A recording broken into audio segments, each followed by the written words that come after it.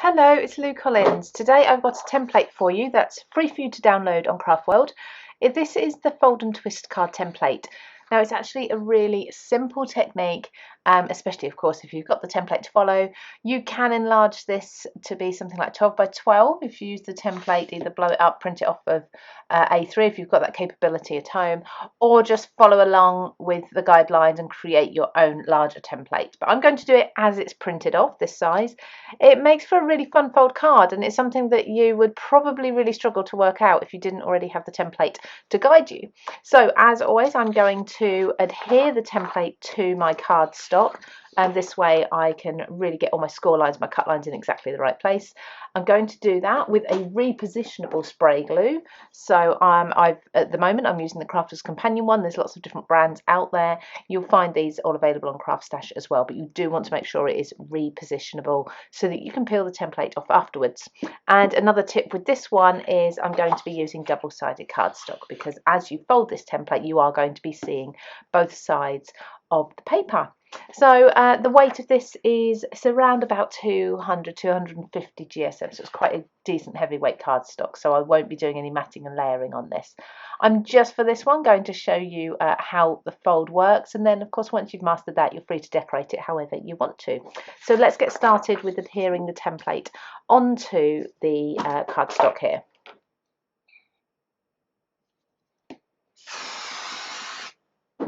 So I just use a light spray of adhesive. I don't use too much, and I tend to try to bring my template down as close to the edge as I can. I can't quite see to the edge because of the paper's in the way, but roughly there, so that I'll have all of this excess as one big piece to use at another time.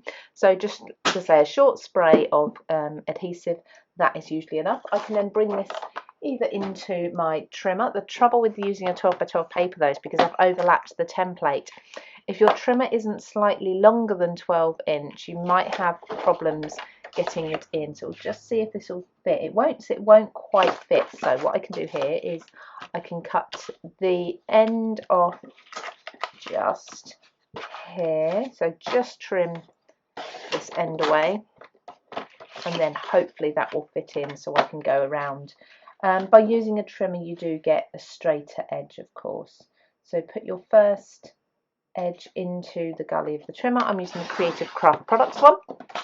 And then what I tend to do is once I've got that cut line, that's going to be the next one that's up against the top, so that the next line I cut is a perfect right angle. This is just in case I've not quite glued my template on at right angles. I don't want to go by the edge of the cardstock.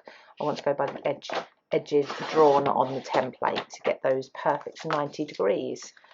And then lastly, the corner of the edge I've just cut again is going up against the trimmer. And there we go.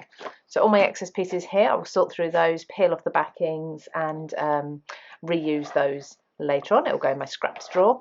Now with this particular trimmer you do also have a scoring blade. So the orange one is your cutting blade, the white one is your scoring blade, and this is really handy to use, particularly when you've got angles that in a normal scoreboard. So if I show you the Creative Craft Products scoreboard, this one has all the straight lines as you'd expect. You can butt it up against the two sides, but when it comes to diagonals it's a little bit harder to see exactly where you're going to be putting, so these diagonals in the middle, where you're going to be putting it on a groove.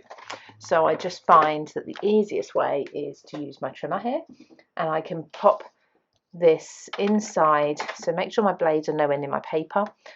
Put the guard down, and I'm just looking for my lines, so they would be the pink dotted lines, to be inside the gully there where the blade will fall. So the dotted lines are in the middle there, so I can of course twist this to any angle. So once that's in place, I'm just going to lift this up, bring my scoring tool over to the middle, pop that down. Now it's still not scoring until I press down, so I can line this up. This trimmer, the handles on here actually have little grooves to show you where the blade's falling as well, horizontally, so you know where it's going vertically, but so you can see how far along it's going horizontally. So if you line that up with the top of your score line you want to make, and then press down and drag it down to the bottom of the score line. Now I always prefer to go not maybe quite as far as I think, rather than overscore. So just checking that looks about right, and I'm going to turn this 90 degrees each time and just repeat exactly the same thing for each of these 4 score lines around the centre cube there. So just lining that up, scoring down the middle and turning again.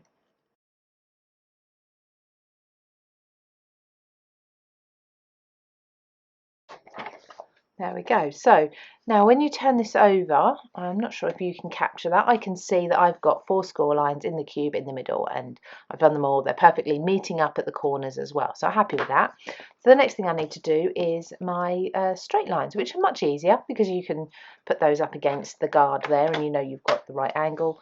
And again, just bring your scoring tool, pressing down over the dotted line as long as you need it. Move it along and do the same. So we're going to repeat this again on all 4 of those edges.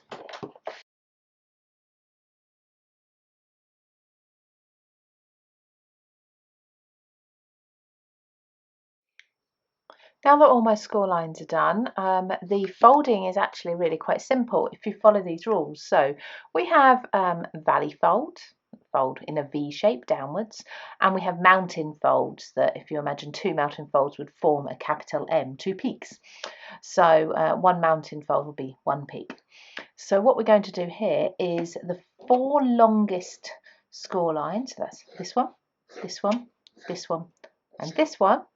They are all going to be mountain folds. Everything else is going to be a valley fold. So we'll do the 4 mountain folds first, then the 4 valley folds. Now, because this is a flat piece and it's not going to fall into itself until you've folded everything, you can only fold as much as you can fold at the moment. So I'm just going to pinch each of these mountains.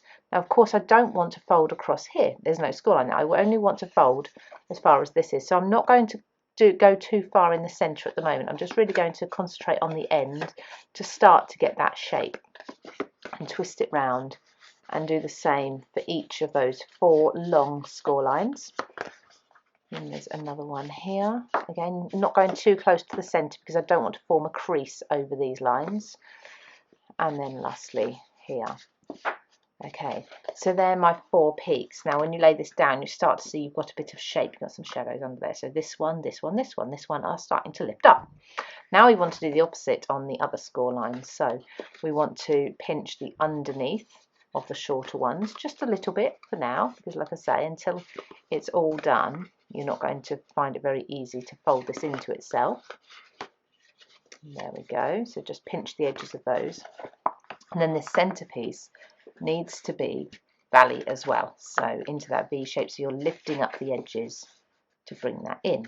Now as you work round, you lift up the edges, you see that actually that's going to start falling in a little bit to it, so it's much easier to do. Now we've already got these outer edges all folded.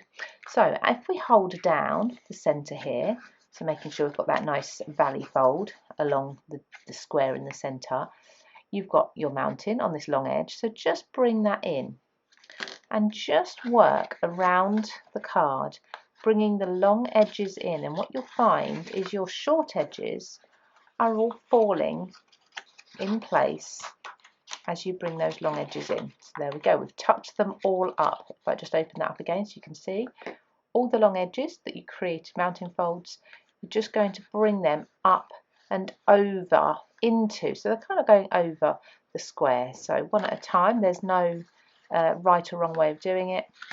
And then as you bring this all together, you'll notice everything else falls into place and you will have yourself a nice square. Now, because we didn't pinch everything all the way to the edges, you've got some sort of bends and creases here, but that's fine. So now we've got the rough shape. I'm just going to have a look, make sure we're happy with all of that. We can now remove our template. It's much easier to do all your folding first, so you know where your longer lines and shorter lines are, because as you see, once you get onto a pattern paper, it's much harder to see them. So you've already created that shape once. Now, paper being paper, once you've created a shape once, it finds it very easy to fall back into that shape. So just give that a squeeze, bring those longer edges up again, and you're back into your square shape with your diamond on the back. Now I'm just going to use, you can use a bone folder, I'm just going to use my trusty pokey tool. I'm just going to smooth down all of these creases, starting on the back, working my way round all of them, and then on the front as well. There we go. And then as you pull, you can pull absolutely any of these, it doesn't matter which ones you pull, but as you pull 2 corners, you'll notice it just magically kind of opens up into itself. So there we go. We have your really fun card template. So that's this, and it's called the fold and twist because, as you see, it folds and it twists into itself.